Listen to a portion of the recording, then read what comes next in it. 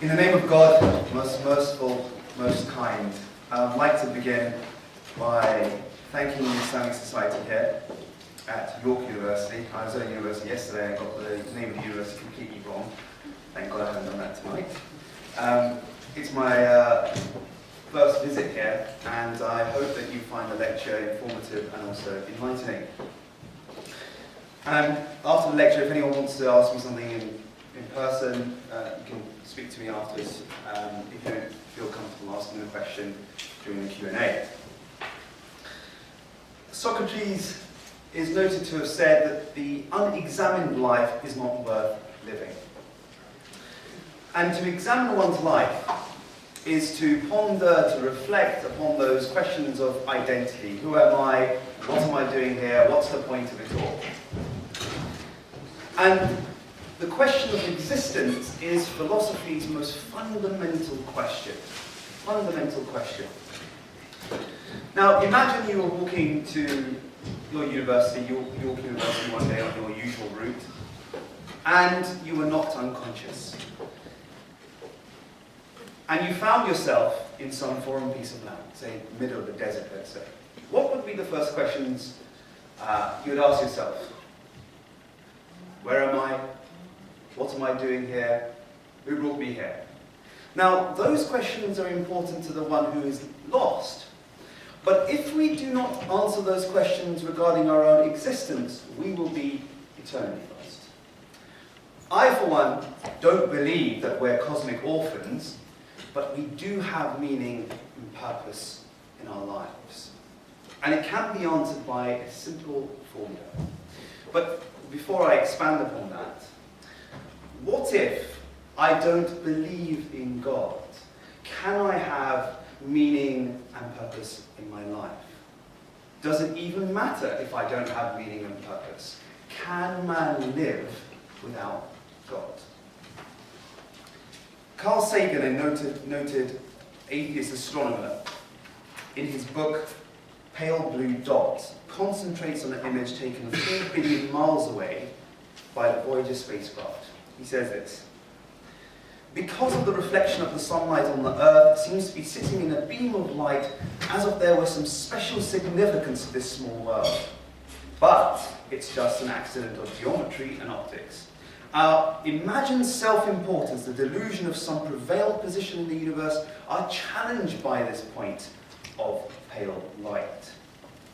Our planet is a lonely speck in the great and developing cosmic dark. In our obscurity, in all its vastness, there is no hint that help will come from elsewhere to save us from ourselves. He also says, who are we? We find that we live in an insignificant planet of 100 stars lost in a galaxy tucked away in some forgotten corner of the universe, in which there are far more galaxies than people. Stephen Hawking has also described man as a chemical scum on a moderate-sized planet. Yay. Now, this insignificant chemical scum resides in a universe that is, as we know, expanding. And as it continues to expand, it becomes colder. Everything moves further and further apart. And thus, in the end, all the energy in the universe will be used up.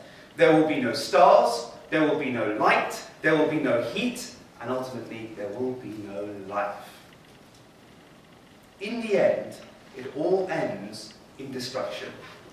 Now, in a horrific scenario such as this, how can we even try to conjure up some kind of notion of meaning in our lives? What have we got to hold on to? Now, someone may say, well, hold on, Adam Dean, you're moving too fast here. My life is important to the people in my life, to events in my life. I have an impact. I have a significance. But I just say this to you. If in the end, all is doomed to destruction, then what does it matter what you affect in your life? Whether it's the contributions to science, the research of the doctor to alleviate pain and suffering, the effort to secure peace in the world, the sacrifices for others, the conquering of lands, building illustrious and magnificent buildings that we can admire, writing a bestseller, to establish a family, to accumulate a fortune, to strive for further progress and prosperity, the long hours of studies, our jobs, our friendships, in the end, will end to be pointless. We attach meaning to these things in hope of transcending death. But in the end, folks, my friends, it means nothing. Absolutely nothing. It makes no difference whatsoever. Why? Because if your lives are ultimately meaningless, whatever you fill your life up with will also be meaningless. But I could be biased. Being a Muslim, I might just say that. What about the atheists? What do they see when they have a look at the world? Let's look through the atheist lens. Let's see what Voltaire said. He said, when I looked at the world, this is what I saw. A worm crawling on the earth, and the bird going and destroying the worm and consuming it. Then he saw the eagle coming and destroying that bird. Then he saw a human being take his gun and shoot the eagle apart, and then the human being meets it with a fellow human being on the battlefield, and killing one another, and that worm enters the human being's body and devours it. He says the miseries of each are supposed to make up the good for all. Bertrand Russell, what does he say when he looks at the world? What does he see? Let's listen to his words. That man is a product of causes which had no provision of the end they were achieving.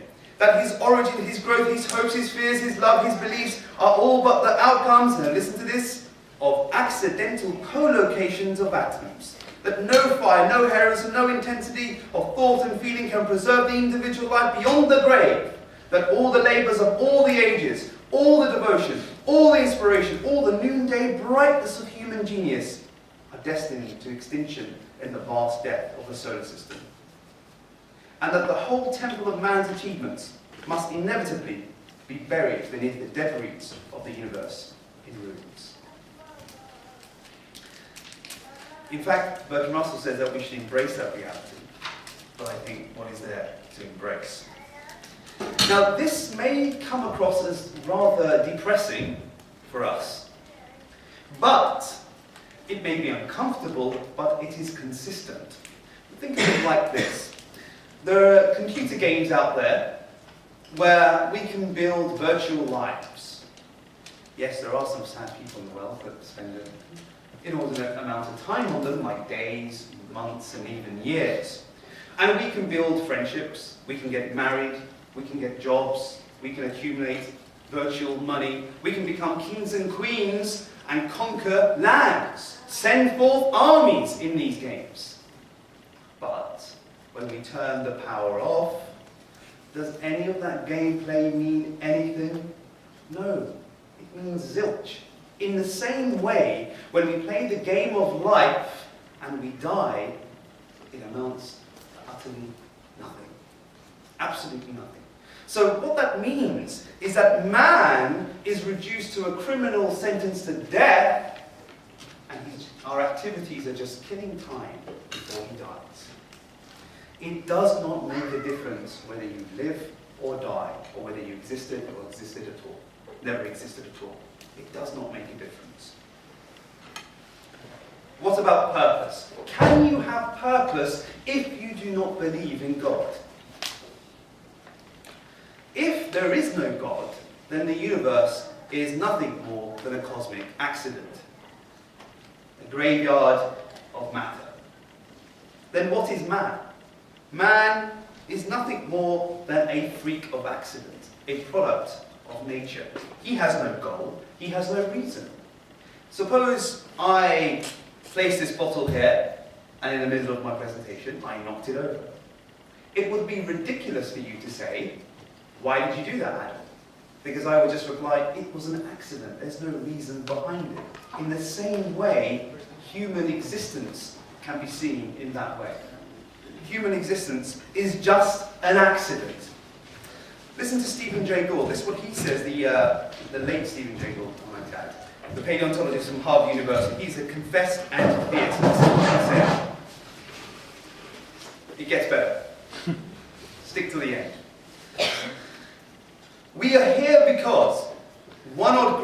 fishes had a peculiar fin anatomy that could transform into legs for terrestrial creatures. Because comets struck the Earth and wiped out dinosaurs, thereby giving mammals a chance not otherwise available.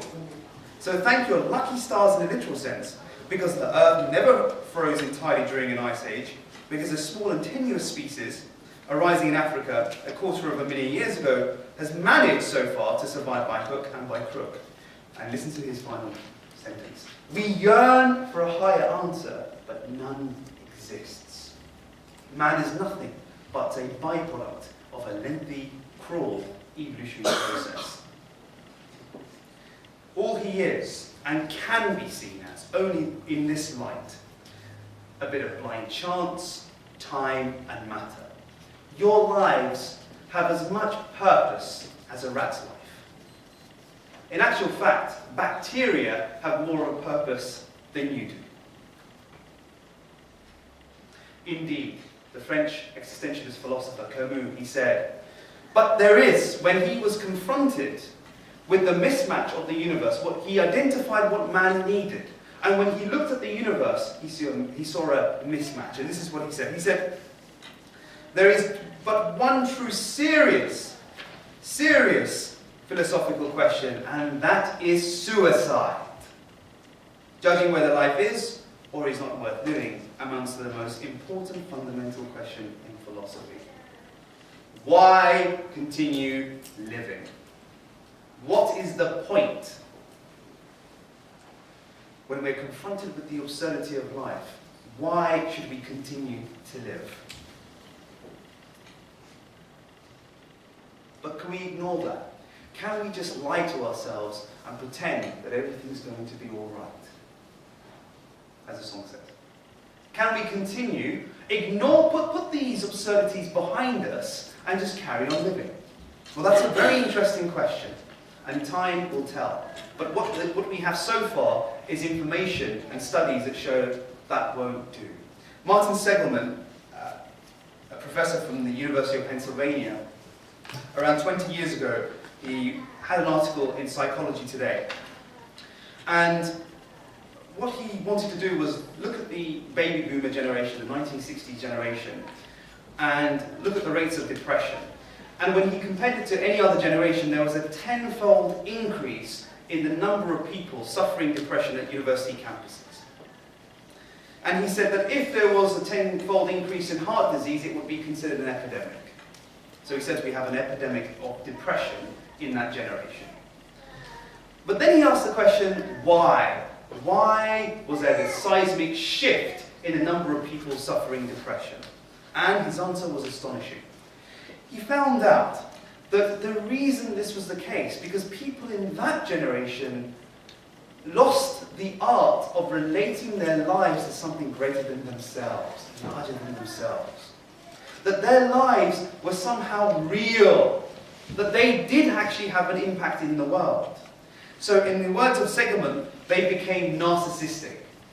The whole world was defined by themselves. And he says, if anybody defines their existence in a narcissistic way, they'll become very, very, very depressed. So whether you think that you can answer this question, whether you think that there's no answer to this question, it is inescapable. The lack of meaning and purpose in one's life will haunt us. How does modern man cope then with the absurdity of life, the realization that there is no meaning and purpose without God? How does he carry on? Now, what we have to understand is that this dilemma, this problem, is a relatively new problem for man. It's a blip in the history of man, because up until the 15th century, everyone believed in something greater than themselves, whether it was some kind of organizing force, whether it was God, religion, etc. But then came the Enlightenment, and for the first time it became possible, intellectually and culturally, to become an atheist. These individuals at that time felt repressed by God. They felt that religion constrained them. They wanted to rid themselves of the shackles of religion. And they did so, but it came with a price. Friedrich Nietzsche, the 19th century philosopher, proclaimed the death of God. And his foresight was astonishing. He said, with the death of God comes the death of all meaning and purpose in our lives. Effectively, nihilism. And despite people's attempts to do away with the longing of the heart for something bigger than ourselves, some kind of transcendence, despite that effort, we still hunger for something greater than ourselves. We hunger for transcendence. And I want to say this to you all here. If you do not have God in your life, or you do not fully embrace God in your life, then I guarantee that something else will come in its place and take its place. And what you will have is a counterfeit God. A counterfeit God. Now, when we think of idolatry, what conjures up in our minds is this idea of primitive man bowing down to some physical idol. And in the Western culture, we have the Greco-Roman culture, to be accurate. We have, for example, Aphrodite, the goddess of beauty, Ares, the god of war, Artemis, the goddess of fertility. And the Greco-Roman culture, in every city, they would have their favorite idols and they would have shrines around them. And also, from the Islamic perspective, the pre-Islamic times, there were approximately 360 idols. Each tribe would have their own idol that they would revere that would represent their lineage and heritage. So in Makkah, they would have a totem which would represent their idols. And there was an interesting story from Umar ibn Khattab, who is the companion of the Prophet, peace be upon him. And he spoke of two incidents that one made him cry and one made him laugh. And we will focus on the one that made him laugh. He said that when he was going on a journey, he wanted to bless his journey. And as they did in those days, they would have an idol to bless their journey. And he couldn't find one at the time. So he looked around, and the only thing that he could find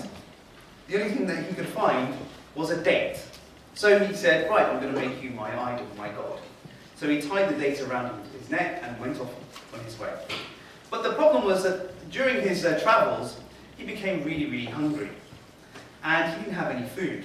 So what he did was to pluck this off his neck and eat it. So effectively he ate his God. But that was perfectly fine in those days, right, to do those things.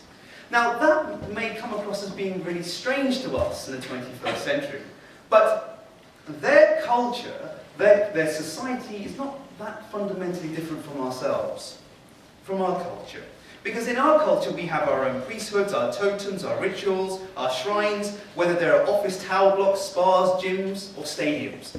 And we, if you like, perform sacrifices to procure the blessings of a good life and ward off disaster.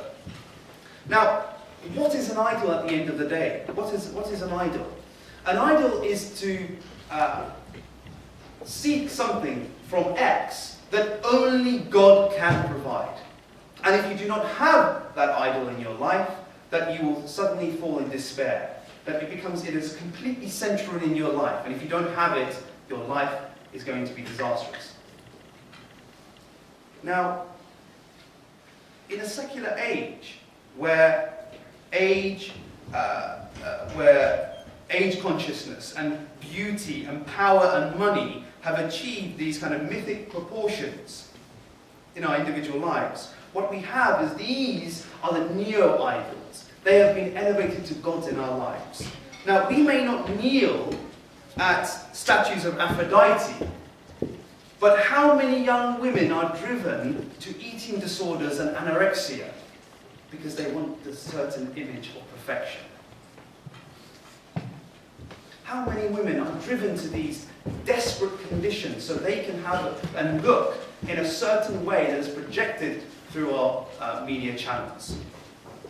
And what we have is an entire culture constantly agonizing over appearance, spending inordinate amounts of time and money, foolishly, I might add, evaluating character by it. You see, the ancient cultures, they were concerned whether they were living a just life, a good life. They were concerned about those sorts of things, like, am I good to my neighbour? Am I helping my parents? Am I a good person? Like the way we worry about our waistlines and the lines on our forehead. So what we have is where where we're supposed to have being good and doing good is replaced by looking good and feeling good. That is the consequence of the shift in our culture. Now, we may not burn incense for Artemis, the god of wealth and money, but how many of us, in an era where career has been raised to cosmic proportions, we perform a kind of child sacrifice? Some of you are too young to have children, but often we see the problems of children not interacting with their parents. Because why? The father has to go to one more business deal, has to go to one more business trip. The mother who has to sacrifice looking after a child. Why? Because she has the burden and the pressure that she can only be valuable if she competes in a career against men.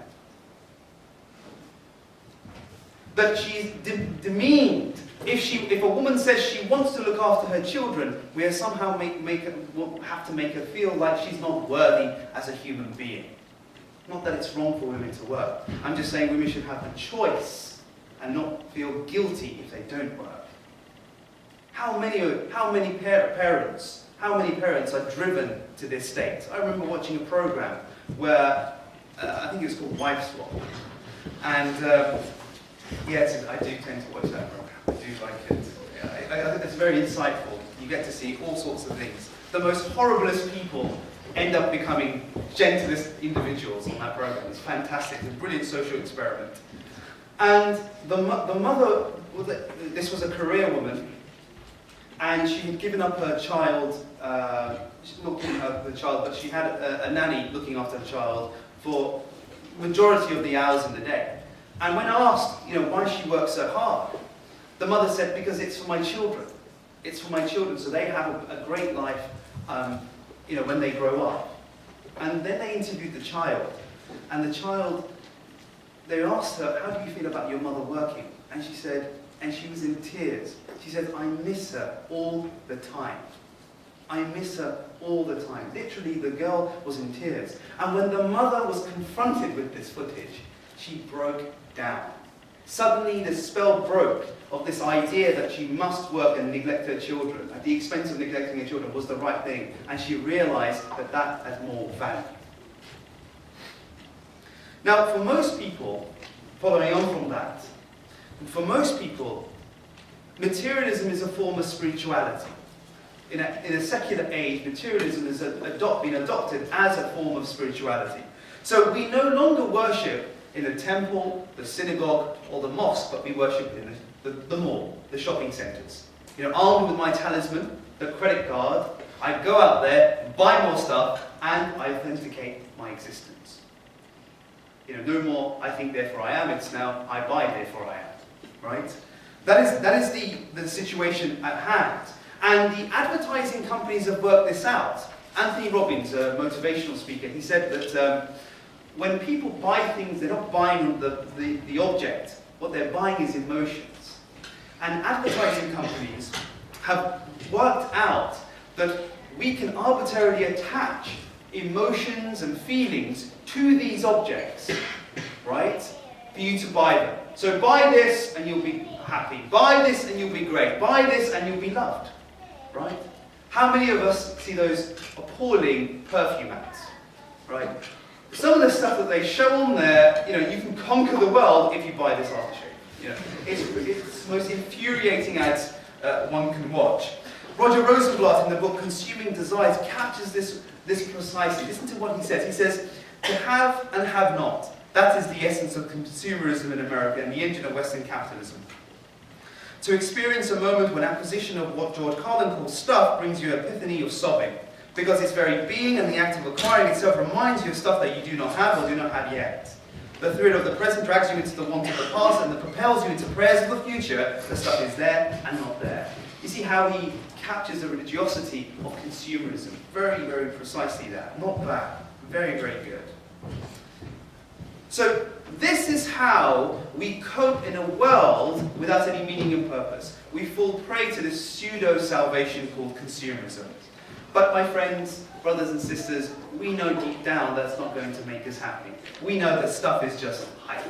How many of us have been in that situation where we long for the next gadget, whatever it may be, the iPhone. I remember when I bought my iPhone, I didn't get number 3, but I got number 4, the 4S.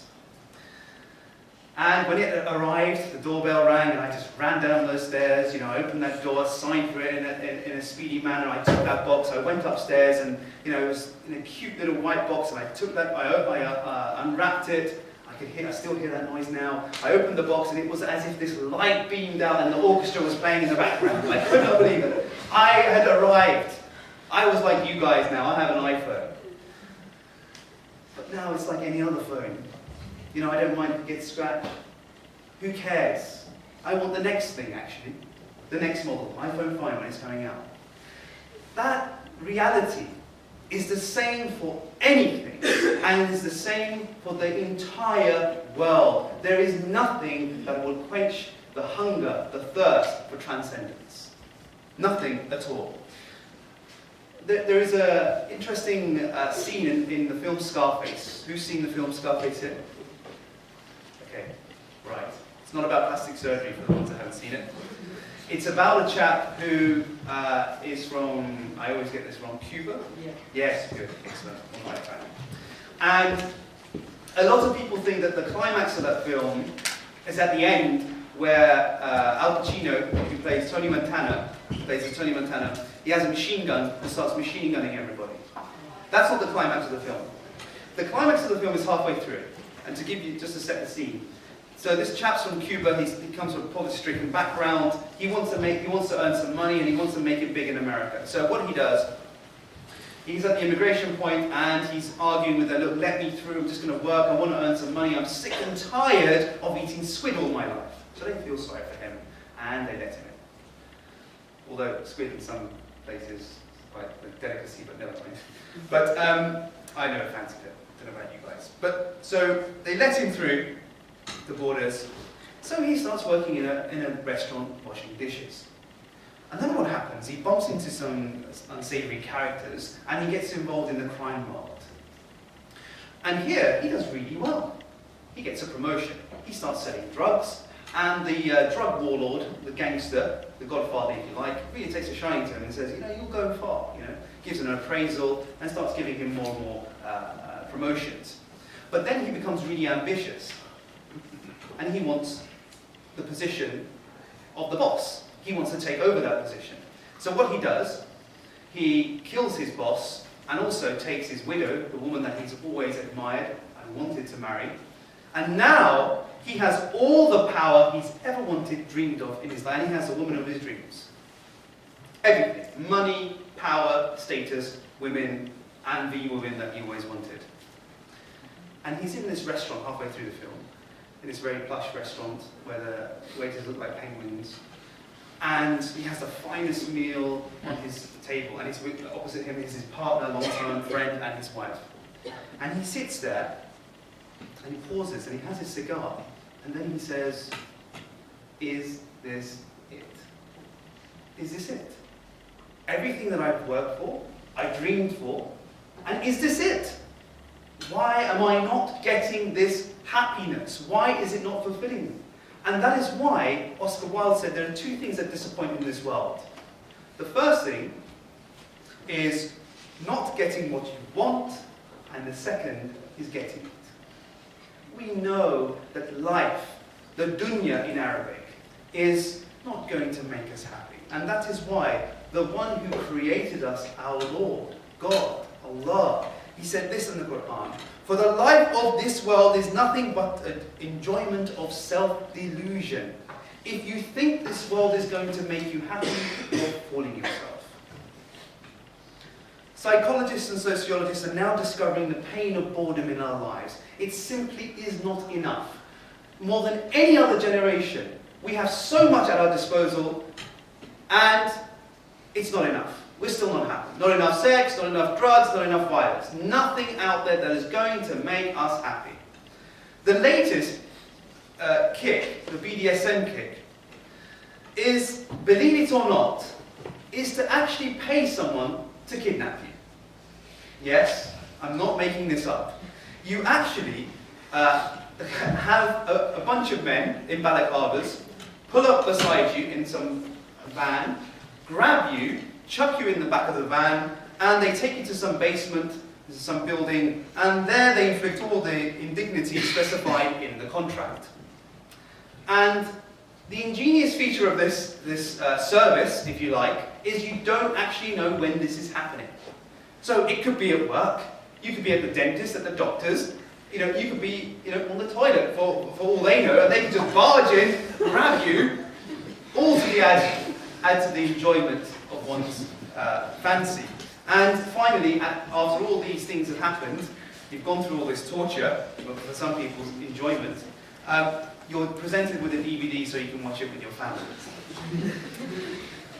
Now, and also, we have an age where man tries to escape the pain of living by using cocktails of drugs.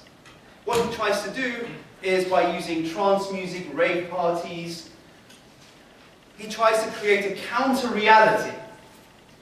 Some people say, well, this is just modern culture. No. It is a counter-reality because we cannot take life anymore. It is too much. So he takes a cocktail of drugs to escape and transcend this reality that we are experiencing. Now, you may say, well, what's the harm in all this? The harm is this, that transgressive pleasure always requires more to reproduce the original kick. It's like taking drugs. The same amount of drugs will not give you the same high. You have to take more and more and more until we are ending up on a slippery slope. Now, the question is, why are we seeking these extremes in our lives? Why? I'll give you my assessment. It's because we are so spiritually dead inside as human beings, as we want something to bring us back to life. To reawake some kind of feeling that we're alive. This is why. This is why we seek these kind of extremes. You see, the Islamic tradition says that there was an origin of all of us. Before we came onto this earth, we were all souls in an audience of God. And God asked us all, who is your Lord? And we all replied without hesitation, you are. Even Christopher Hitchens and Richard Dawkins, at that moment they said, you are our Lord. No hesitation whatsoever. That is why we're in turmoil. Until we are reunited with our Lord, and we remember our Lord, we will be happy. That is the only solution. And that is why Prophet Muhammad, peace be upon him, said that the difference between the one who remembers God and does not remember God is the difference between the living and the dead. We are, without God, no meaning and purpose, are walking dead. So we know that this materialism, this alternative, is not going to make us happy. Man needs a narrative. Even if it denies God, he needs a story, he needs a guide, he needs some kind of narrative for his existence. And even if you deny God, you will create one. Look into our society today. What do we have? What do we have? These New Age religions popping up. Whatever you call them. You have Scientology, for example. Why does this exist? In an era of reason and science, why does this exist? Because I'll tell you why. Because in a secular world, where it only concentrates on the material, eating, drinking, etc., it does not fulfill the need of human beings, because man is not just a physical, it is also a spiritual being. So it needs something to work as a patchwork system to fulfill human beings. And that is why we look around and paganism is back. Crystals, tarot cards, just look at your bookstores. Retreats away, come and find yourself, hug a tree.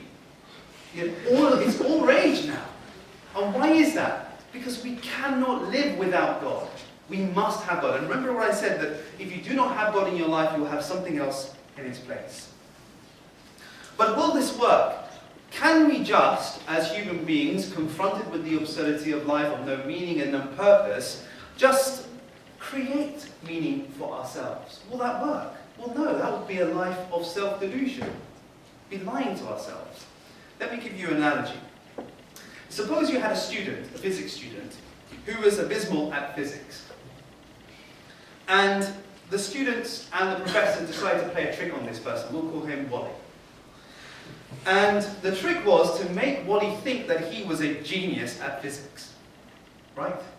So, in class, the professor would say any questions, and Wally would ask a question, everyone would be in awe. Everyone would be in awe at the complexity of his questions and the complexity of his answers. Everyone would be like gobsmacked. They'd be like, oh, this is amazing. Wally's amazing. And then the professors would write a letter to all the professors in the world, saying that this is the best student in physics, he's a genius. So they let him pass all his exams, all his classes, all his assessments, when in actual fact, he deserved an F. And then he was invited to conferences around the world, presenting papers on physics, and everyone would clap and applaud and think this guy was a genius, but they're all pretending. Now, Wally thinks he's a genius. He thinks that the world admires his work. He thinks he's the best physics professor in the world. But then comes a time where all good things come to an end. The professors and the students think, okay, maybe we should, end it here. It's gone a bit too far, right? One of those jokes that go a bit too far, and you start feeling guilty. They thought, Wally, in actual fact, it's all a big laugh, and they all start laughing, but Wally doesn't laugh. He gets really upset. He starts to cry. And then the professors and the students start to get really, really anxious. They start feeling really, really guilty, and they say, okay, Wally, this is the deal. We're really sorry. What we'll do, we'll go back to the original joke, we'll carry on treating you as you're the professor of physics, the best professor, and we'll carry on doing this if you're all right with that. Who would accept that? Who would accept that situation? Would Wally be a Wally in accepting that proposition? Yes. Because why would we want to live a lie? Why would we carry on in the same way? If there is no meaning and purpose, create meaning for ourselves. No one in Wally's position would say, yes, I'll carry on pretending that I'm a really good student, a really good professor in physics. So, we find that it's not going to work. This materialism is not going to work. This invention of meaning in our lives will not work either. So what is the remedy then? How does man get out of this conundrum that he has created? In the Enlightenment period, he thought everything was great. Without God, we're going to go places. But in actual fact, they end up on a dead end. And if you recall, I said there is a simple formula in answering those questions. And that formula is, all those questions about meaning and purpose can be answered by the simple formula, I am Muslim. Because when I say I'm a Muslim, what I have is ultimate meaning and purpose in our lives. You're no longer a freak of nature. You're no longer insignificant chemical scum, as Stephen Hawking puts it.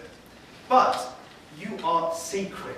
Your existence actually has meaning and purpose. Because you are linked to that moment where God created Adam and bestowed upon him that divinity, that sacredness. And do you have purpose? Of course you have purpose. Because God created you in the Islamic tradition as a Khalif, as a vicegerent, as to represent him in this world. And as Muslims we are here to live out those moral attributes of God. Compassion. To be merciful, kind, generous, to be just. Your role in this world, you do have a purpose. You are here to live out those moral qualities in your life. And the actions of this life are fused with the afterlife.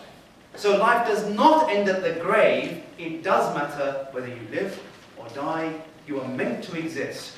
And your life has eternal significance. But not only that, to say I am Muslim also gives us intellectual satisfaction. Why? Because the Quran has stood this test of time, 1400 years. The Quran teases and agitates the mind of the believer, the mind of the reader. Falsification, evidence, reason, contemplation, Question over and over again. So when you say, I am a Muslim, you have ultimate meaning, purpose, and you also have the rational dimension of your existence satisfied also. Now, you may not agree with everything I've said here today. You may have your own views on the matter. But one thing we cannot deny is that we are going to be dead one day. 100%. And when we're on our deathbeds, believe me, I have sat with people that are going to die. We tend to question things a little bit more. We tend to look at things from a different angle. Maybe, yeah, I was wrong here. So all I'm asking you today is to reconsider those questions about meaning and purpose, to reconsider those questions about Islam, and be confident on your deathbeds that you have made the right choice and live a just life. Thank you for listening.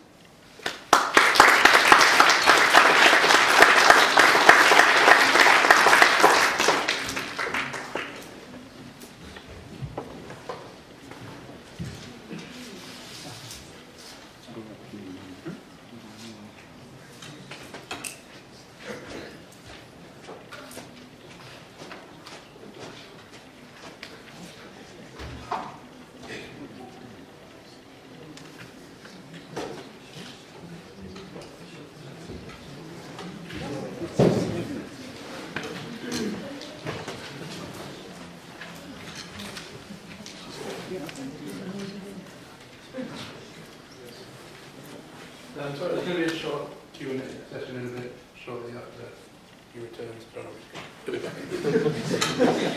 Thank you very much, Adam Dean. That was really informative and really insightful speech. Right now we're going to take some Q&A, so if any of the audience have any questions, they can ask now. Yeah. Hi. You mentioned that if we don't believe in God, we have like some other idols instead of God, and we, in modern life, we kind of worship them. So what do you think is wrong with like keep worshiping those kind of idols, keeping those idols instead of believing in any God? The kind of, yes, very good question. What I meant by that was those idols will always let you down. They will never fulfill you in the right way because they're counterfeit. They will not fulfill your actual nature that needs some kind of spiritual grounding. So let's say the money god. And if you base your whole life on consumerism, then what will happen? It still will not make you happy. You could have all the money in the world, but because you're also a spiritual being and that will be neglected, you will not be happy. So my point is that if you have a counterfeit God, it will not make you happy because it just will not fit your disposition. And also they're quite relentless. They will ask you to consistently. One philosopher actually said that this life you will spend worrying about not having money, and then when you have the money, you worry about losing it. It's never going to make you happy. But if you trust in God, the one who created you, He will never let you down. Because first, He's real, and He created you. He will always, whatever kind of injustice that you have in this world, if you want the money, let's say, to be your God, but there's always a limitation to how much money you can have, depending on which environment you have. It's very unfair, it's very unjust, right? Because some people have more money than others. That's not a very nice God. Why give him 10 million and only give me 10 pounds, right? But God, Allah, if He created you and you have poverty in this world, He will infinitely compensate you in the afterlife. Because He's just. And that's what my point is, that if we do not trust in the real God, these other ones will let us down. Thank you very much. And you say the formula for kind of man's utility and all that is I am Muslim. And I think there'd be lots of people in the world who would say the formula is I am Christian, or I am Hindu, or I am Buddhist. What's unique about the formula of I am Muslim? Okay, that's a very, very good question. The stuff that I've spoken so far can also fit, let's say, Judaism or Christianity, right? But I would say that Islam achieves that more so. It's the ideal. Why? Because Christianity, for example, can satisfy the meaning and purpose question, and to a degree the rational aspects. However, Islam can satisfy that on a higher level. And we have to understand something also, that Islam is not seen as a new religion. Islam does not see itself as a new religion. And it does not see Christianity or Judaism as an alien religion. What Islam is a continuation of messengerhood that has come to the earth. So Christianity is not false. Islam is more true.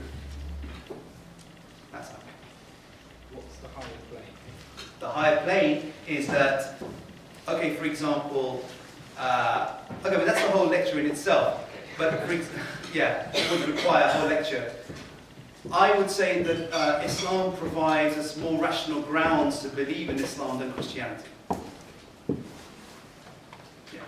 Okay, any other questions? Sorry. Yeah. If there's anyone else, let them go first and then come just to be sure. I'll wait for it. Okay. I think. No one else? Oh, okay, it's gone. It's like video. There you are. Salt to the man in the busha. Further on to rationalizing your belief in God.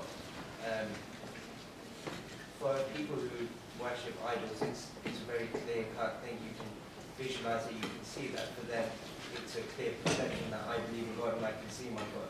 How would you challenge someone who would say, well, I can't see your rationale for believing in something that is not physically there, that we cannot see?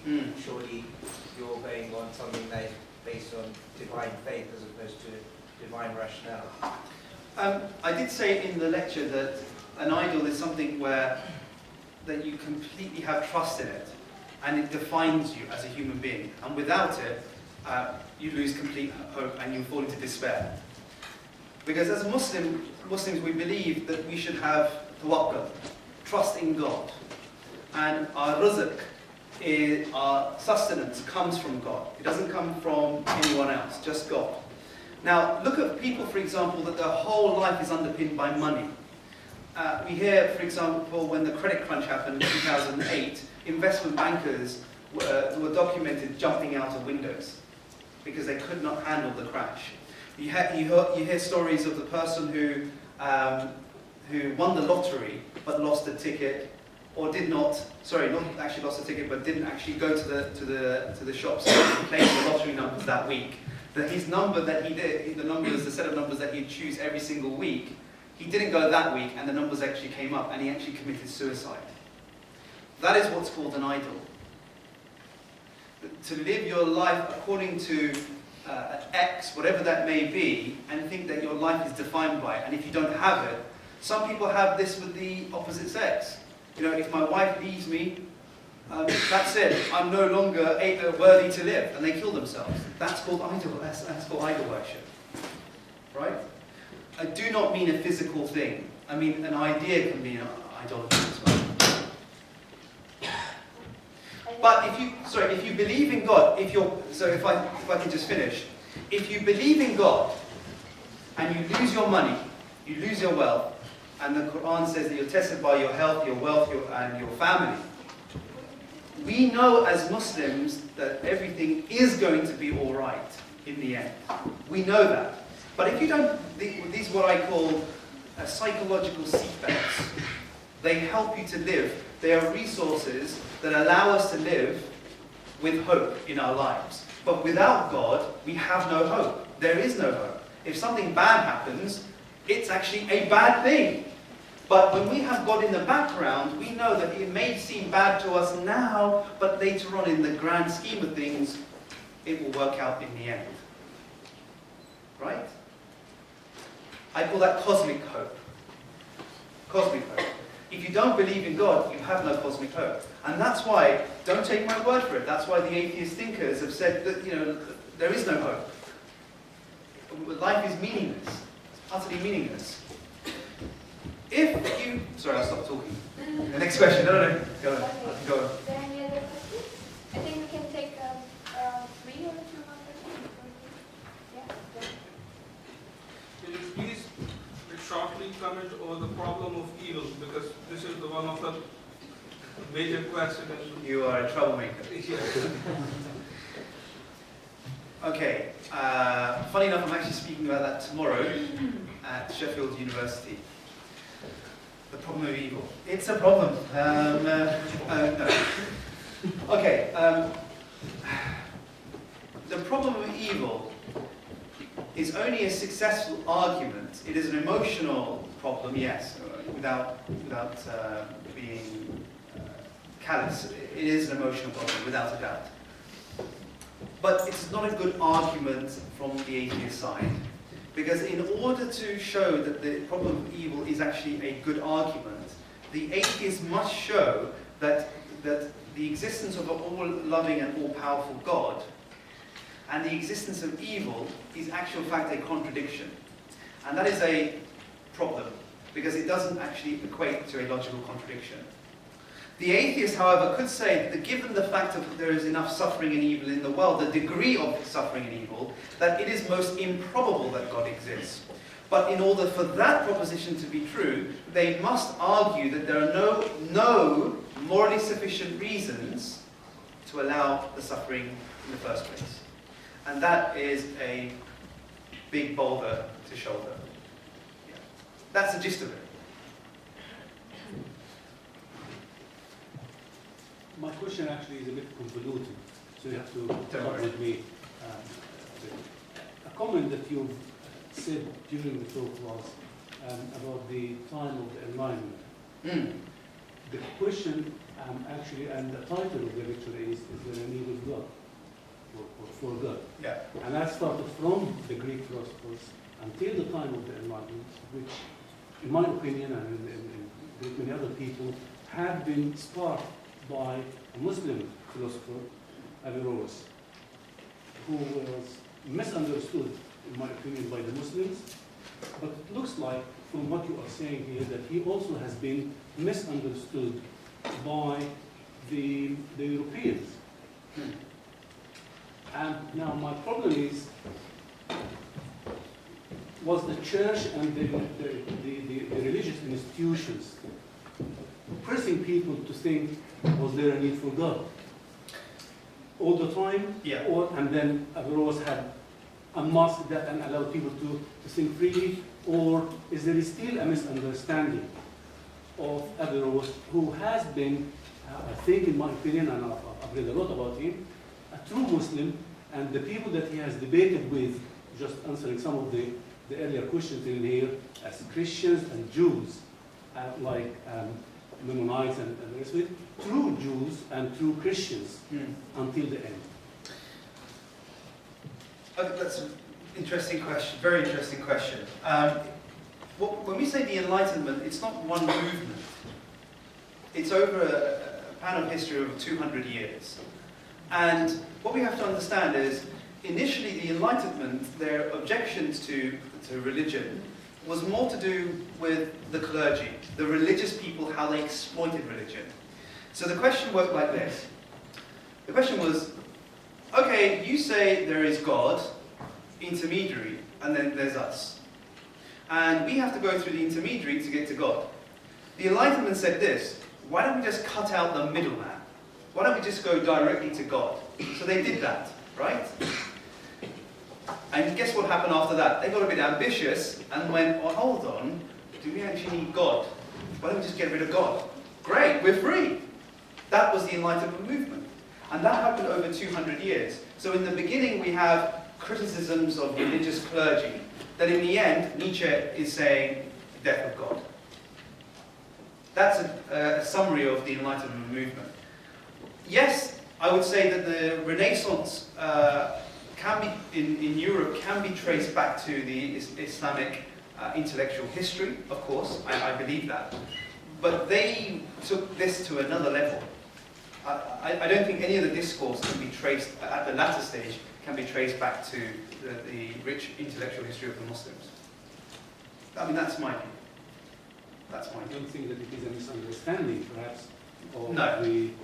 No, because that's very early. I mean, that's very, very early on. I mean, we're talking here 17th century. 17th century, the sort of founder of modern philosophy is Descartes. After Descartes, Then we start having Hume later on, and so forth, and Voltaire, and then Kant. All of this is happening. It's like Lego blocks of atheism. You build one, and then you build something on top of it, and then at the end of it you have a house, which means no God, right? So it's a gradual process. It wasn't from the start, we're going to get rid of God. No. It was an, I would say, sincere endeavor, not vendetta, but endeavor, to really criticize. See, in Islam, we didn't have this problem of the intermediary, the clergy that would block religious knowledge from the layman, so to have a place of power. We didn't have this problem. This is a Christian experience, a European experience, and from that it had repercussions. People got ticked off. So they thought, okay, stuff you guys, we'll get out the middleman, and then in the end they got too ambitious. I drawn parallels with Icarus. Icarus, the Greek mythological character who escaped the prisons of Crete, and then got really arrogant and thought, yeah, I can fly to the sun. And then he flew up to the sun, and then his feathers melted, and then he died. That's modern man. He got too ambitious with his achievements. What would you say is the difference, according to Islam, between Allah and the God of Jews, the God of Christians, or kind of any other, as you might put, a cosmic God rather than a earthly God? Yeah, I think we would be right in saying that it's akin to the Jewish God, of a central, total, unified God, a God that is unique, and it's underpinned by the idea of Tawheed, the oneness of God, an ultimate oneness of God. Whereas the difference between the Christian concept would be you would have different persons, you would have three persons. For us, we feel that God is that being which no greater being can be conceived. If you have a God, and you can conceive of a God that is greater than that God, that means your idea of God is not God, right? Now I would argue that a God which is a God that no greater being can be conceived is a holistic, unified God, and that would be the God who is one person as opposed to three persons. Obviously, you wouldn't agree with that. I'm not Okay. saying that as a way. Okay. I mean, It was interesting. it's just my idea. I mean, I could be wrong. I mean, the way I articulate it could be wrong. I just think I would say that a tri-union God is less superior, let's say, to a single person God. If you can get one person to do the job, why would you hire three people? You'd say, if you had a job application and you had a post, and you said the job has to be done, and three people came up and said, we come together, you have to hire us all or not. And you have on the other side one person. Now, if the one person can do the job that the three people can do, who are you going to hire? The one person, right? So that will give you the kind of idea, because intuitively we would say that if one God can do the job, if one person can do the job, why do you need three? So I just said, I'm just saying that conceptually I think the one person God is more powerful, is greater than a God with three persons. We can take the last question. Yeah, sorry, I want to say more about this question. Okay. I would say that both the Christian, the Jews, and the Muslim, they have the same God, actually, Yes. but different belief. Yeah, I mean, we all worship the same God. We all worship the same God, but what the attributes of that God is different. Yeah, I think it's grossly inaccurate to say that Muslims, Jews, and Christians do not worship the same God. I think that's a really grossly inaccurate thing to say. However, because when the Christian prays to God, now he might think that God is three persons. He might even think that Jesus has a person within him. he is still praying to God, but he's, from the Islamic perspective, that his understanding of that God is perverted, right? From the Islamic perspective. But he's still worshipping God. He's still appealing to God. Yeah. So in the sense, yes, they're all the same, but their descriptions are not equal. Thank you very much for answering the questions. Yes, on that, I'm sure, very stimulating, thought-provoking, potentially controversial notes. Let's have a warm round of applause.